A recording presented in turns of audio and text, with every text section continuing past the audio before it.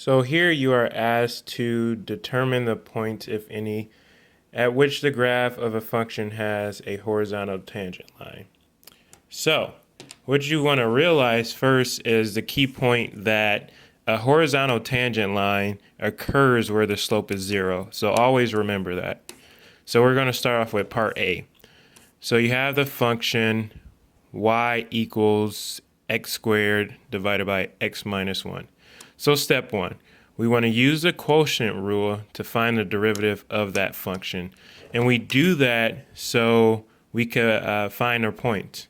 So here's the quotient rule that we use here. And we just solve, simplify.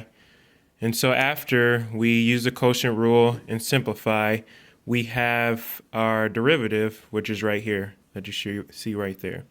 So now we set the derivative equal to 0 because, as I stated before, this is where the horizontal tangent line occurs. So we set the derivative equal to 0 and solve.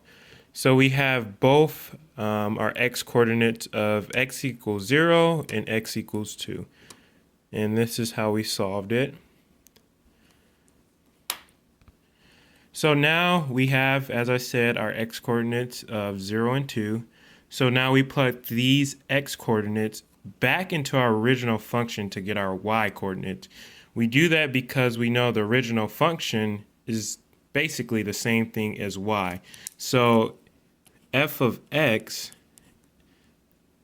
is the same thing as y. That's why we don't plug our x coordinates into our derivative, because it's not the same as y, but f of x is the same as y.